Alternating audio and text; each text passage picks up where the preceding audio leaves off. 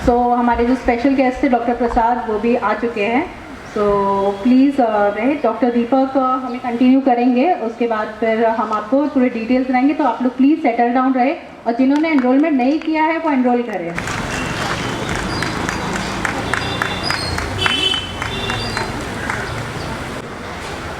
मैं doctor Deepak Jain, dentist by profession, और मेरा खुद का क्लिनिक है 13 ईयर्स से कोरला में। सॉरी थोड़ा सा मेरा वॉइस आज लो है, इसके लिए। आज मैं आपको मोस्टली, जैसे डॉक्टर सर ने आपको ओरल कैंसर के तो कैंसर्स के बारे में बताया है, आज मैं आपको कुछ जानकारी ओरल कैंसर के बारे में देने जा रहा हूँ। कैंसर बेसिकली आपने अभी जैसे समझा कि हमारे बॉडी में सूक्ष्म कोशिकाएँ होती है जो एक टाइम पे बनती है, एक टाइम पे मरती है। जब वो मतलब खुद ऐसे सोचे कि हम अमर हो जाए, हम टाइम पे नहीं मरे, हमारे ही शरीर के अगेंस्ट बनने लगती है, तब वो जाके म्यूटेशन होके उसमें कैंसर होता है। और ओरल कैंसर या मुंह का कैंसर जिसे बोलते हैं, वो मुंह से लेके श्वास के गले तक के कैंसर में, ये मुंह के कैंसर में आता है।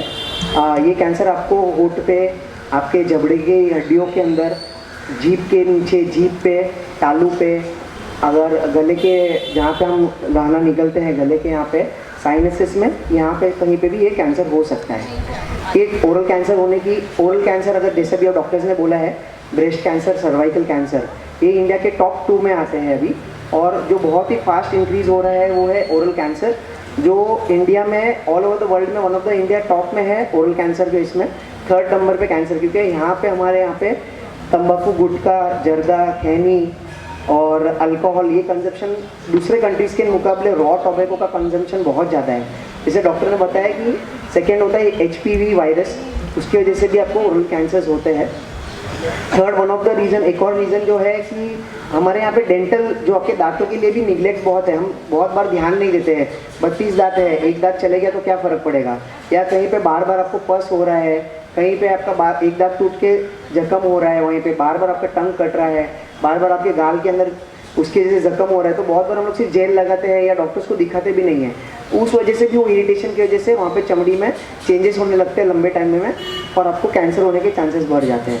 ये कैंसर ऐसा नहीं है कि सिर्फ तंबाकू खाने वाले लोगों में ही ओरल कैंसर हो सकता है, बट 90% ऑफ द रीजन्स जहाँ पे कैंसर होते हैं ओरल, उनमें मुँह तंबाकू या तंबाकू का सेवन या अल्कोहल, सिर्फ तंबाकू ही नहीं, अल्कोहल भी वन ऑफ द रीज़न है, इसकी वजह से होते हैं। इनके अलावा जो मैंने आपको बताया दांत रिलेटेड, अगर कोई आपको टूथ प्रॉब्लम कर रहा है उसकी वजह से होते हैं। ज़्यादा करके इसमें जैसे ब्रेस्ट कैंसर और सर्वाइकल प्योरली फीमेल के लिए है। ओरल कैंसर किसी को भी हो सकता है, एक मर्द हो या फीमेल लेडी हो, किसी को भी ये कैंसर हो सकता है।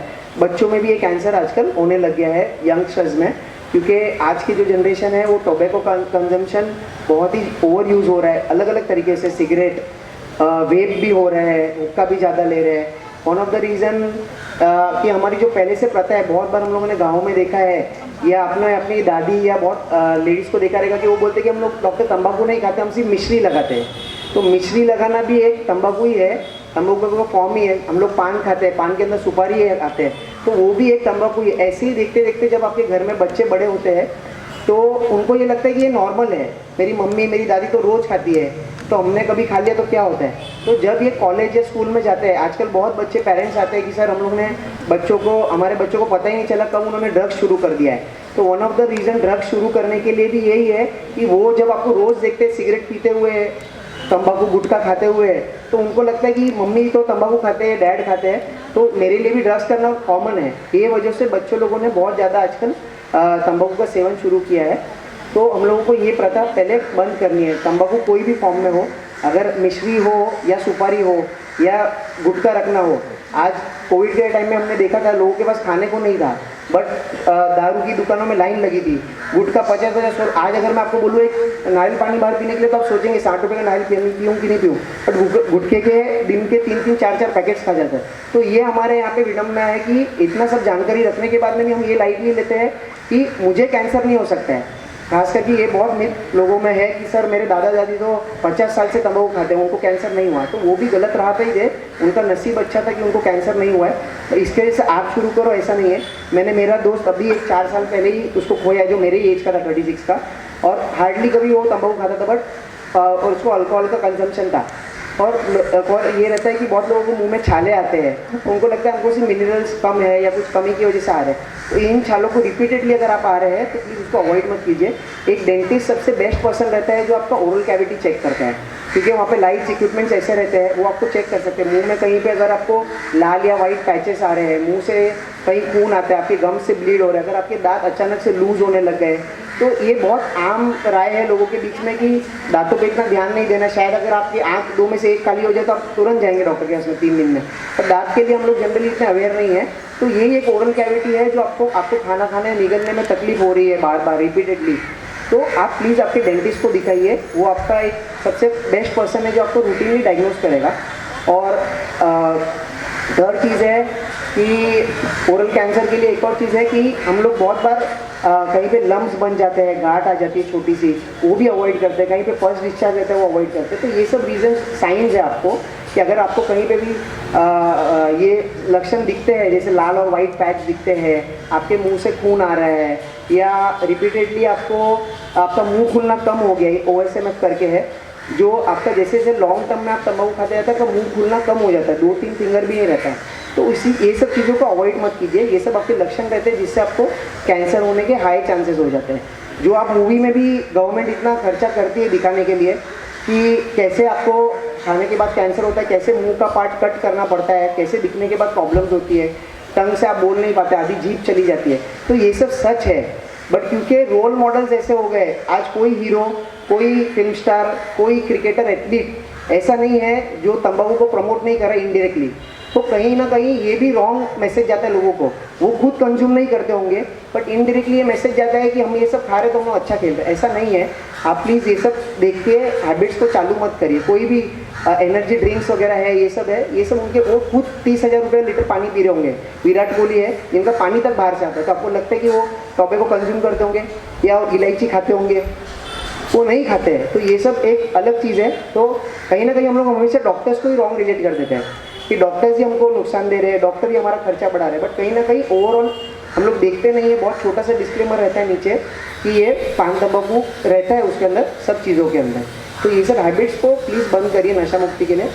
और इसके ट्रीटमेंट्स ये होते हैं कि अगर हम लोग को जल्दी पता चलता है, बहुत बार एक ओरल ऐसा कैविटी है जहाँ पे आपके लक्षण बहुत ही जल्दी दिखते हैं बाकी कैंसर्स के कंपेयर में। थोड़ा भी रेड वेड पाइप दिख रहा है, अगर हम हैबिट्स तुरंत कम कर देंगे, बंद कर देंगे, तो हो सकता है कि आप कैंसर की तरफ जाए नहीं। उसको प्री कैंसरस लीजन बोलते हैं, ल्यूकोप्लेकिया OSMF। आप कैंसर में बढ़ेंगे नहीं, बट आप अगर इसको निगलेक्ट करते कि नहीं कुछ प्रॉब्लम नहीं है और यही खाते रहेंगे। बहुत बार पेशेंट आते हैं कि सर आप कितनी भी महंगी दवा तो हम ले लेंगे बट हमसे पान तंबाकू गुटखा ये सब छूटता नहीं है।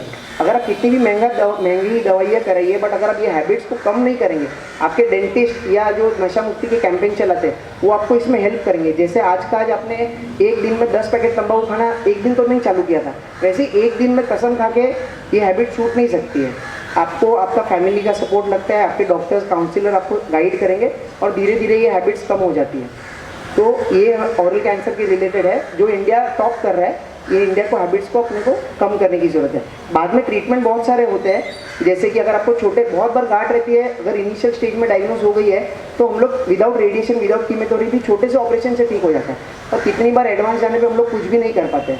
Biopsy one of the thing रहता है, इसके लिए भी लोग डरते हैं। इन्वेस्टिगेशन है, जैसे आपके डॉक्टर ने सब पहले ही एक्सप्लेन कर दिया, इसलिए मैं बहुत डिटेल में जा रहा हूँ कि बायोप्सी करने में कोई इशू नहीं होता है। बहुत लोगों को लगता है कि वो जख्म हुआ है, अगर उसको छेड़ेंगे तो शायद मुझे कैंसर बढ़ जाए। तो ये भी एक रॉन्ग मिथ है लोगों के अंदर। अगर आप बायोप्सी करते हैं या उस डॉक्टर का जांच करते हैं पहले ही जल्दी से, तो आपको जल्दी डायग्नोज होगा और आप जल्दी से ठीक हो सकते हैं। तो ये आपके ओरल कैंसर से रिलेटेड ट्रीटमेंट है।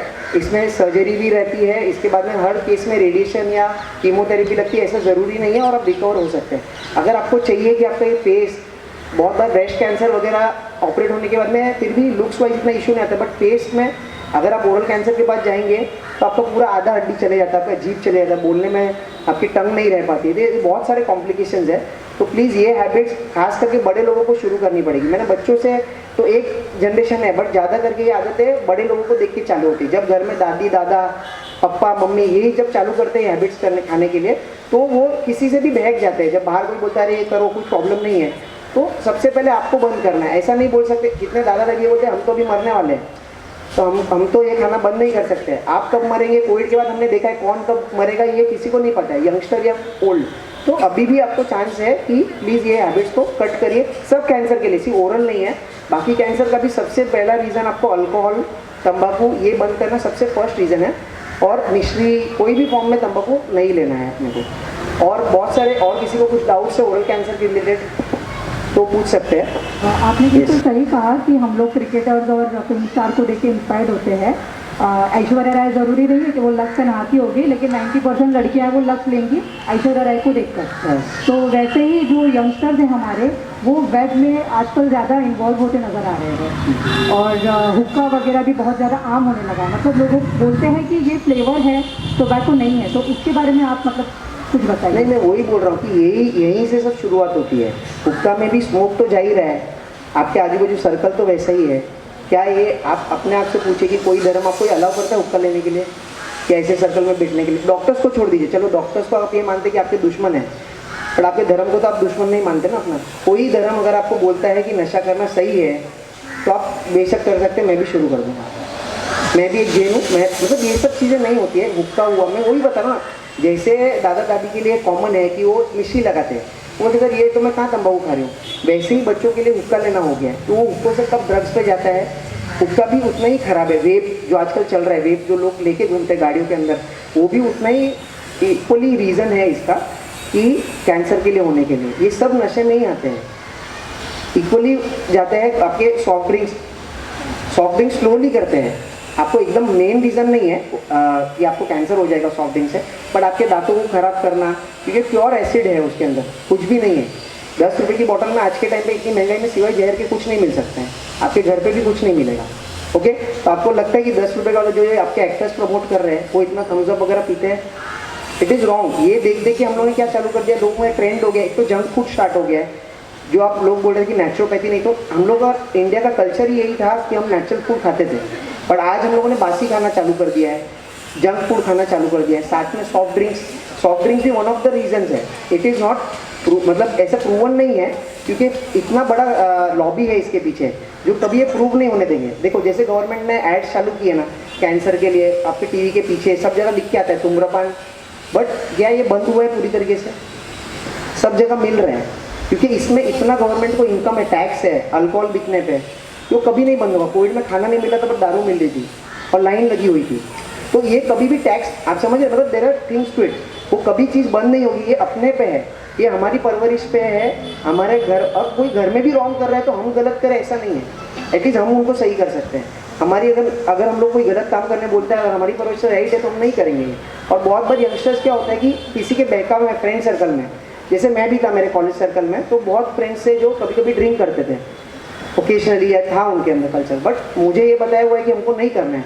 हमारे पूरे खानदान में कभी भी आज दिन तक किसी ने सुपारी तक भी नहीं खाया है, तो मैं वो क्यों लूँ? मुझे किसी को नहीं दिखाना है कि मैं सुपारी खाता हूँ, तंबाकू खाता हूँ, या ड्रग्स लेता हूँ, या दारू पीता हूँ तो मैं बहुत यंग हूँ, या मैं एनर्जेटिक हूँ, या मैं ये हमारा काम या हमारा कल्चर है जो हमको आगे लेके जाएगा, ना कि ये सब दिखावा। हमको ये सब लोगों को दिखाने के लिए नहीं करना है कि सर उसको मैं नहीं दिखाऊंगी तो सब पीते, मैं नहीं पी रही हूँ। हमको वैसे फ्रेंड्स नहीं रखने हैं। और जिस दिन आपके फ्रेंड्स को, एक और चीज़ है कि बहुत लोग बोलते हैं सर मैंने छोड़ दिया, बट जब कोई फ्रेंड बोलता है कि सर आज तो खा लो गुटखा, चलेगा थोड़ा सा, जिस दिन उस फ्रेंड को पता चलेगा ना कि इससे कैंसर हो सकता है, वो छोड़ देगा, वो नहीं रुकेगा कि आप और मैं छोड़ रहे कि नहीं। तो इसकी वजह से कैंसर, ओरल कैंसर की वजह से कितने फैमिलीज डिस्ट्रॉय हुए हैं, पूरे का पूरा परिवार चले जाता है। अगर आपको चाहिए तो आप एक दिन कैंसर हॉस्पिटल जाएंगे तो आपको पता चलेगा कि कितना डिफिकल्ट होता है पूरे फैमिली को देखने के लिए। यंग लेडीज़ है, यंग लड़कियाँ, यंग बच्चे हैं जिनको कैंसर हो रहे हैं। ओके, और एक और चीज़ है कि कैंसर ऐसा नहीं कि मैं नशा नहीं करता तो मुझे नहीं हो सकता है, बट एटलीस्ट मेरे घर वालों का या मुझे ये दुख नहीं रहेगा कि मेरे गलती से मैंने कैंसर हुआ। यहाँ तो आपको खुला लिखा है पैकेट पे कि इससे कैंसर हो सकता है, फिर भी आप खा रहे हैं। कुछ लोग बोलते हैं हम थोड़ा ही खाते हैं, तो कल को आप जहर थोड़ा सा खाएंगे क्या? तो जहर होता है, थोड़ा या ज़्यादा कोई भी फॉर्म में टोबैको नहीं लेना है। ओरल कैंसर के लिए नहीं है, हर चीज़ के लिए। ये मुझे डेली मेरा प्रैक्टिस कुरला में ही है, तो मैंने ये देखा हुआ है 2-3 लोगों के अंदर। और ना हम लोगों को कोई स्ट्रेस, लोग बोलते हैं हम लोग को स्ट्रेस है, तकलीफ है, इसके लिए हमने नशा चालू किया। तो हर एक जन को एक तकलीफ है, ये तकलीफें आपके, मुझे भी आता है बहुत बार जब कैंसर हो जाता है कि हमारे वो रिलेटिव ने वहाँ पे दांत निकाला था, उसके बाद कैंसर हो गया। तो ये भी एक मिथ है तो प्लीज़ ये मत लीजिए, दिन के अपने इंडिया में मैं गिन भी नहीं सकता हूँ इतने दांत एक्सट्रैक्ट होते हैं।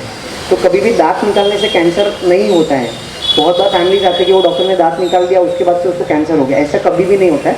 कहीं ना कहीं अंदर ना अंदर छोटा वो गांठ बनता रहता है और डॉक्टर दांत लूज होता है और वो निकालने का एक रीज़न रहता है और वो अचानक से आपके मुंह में बाद में दिखने लगता है। तो ऐसा कभी नहीं होता कि कोई दांत निकालने की वजह से किसी को कैंसर हो जाए, ये एक रॉन्ग मिथ है। और किसी को कोई क्वेश्चन है?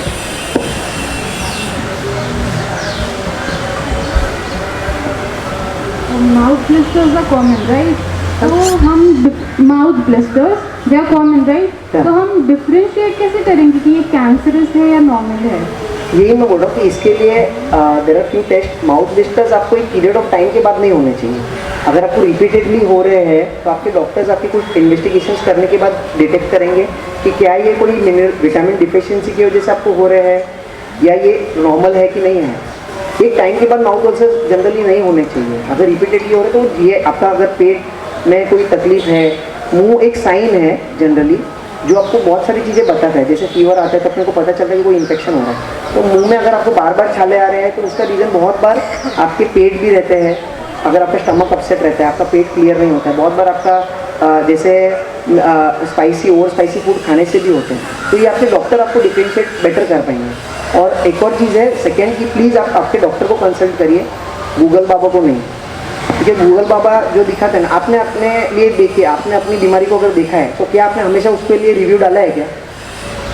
नहीं डाला है ना। तो बहुत बार जो स्टडीज़ रहती है गूगल के ऊपर वो एक पर्टिकुलर रीजन की रहती है, बराबर है। जैसे अगर यूरोपियन अगर यहाँ पे आके पानी पूरी खाएगा तो उसको डायरिया होगा। आपको कितनी बार हुआ है?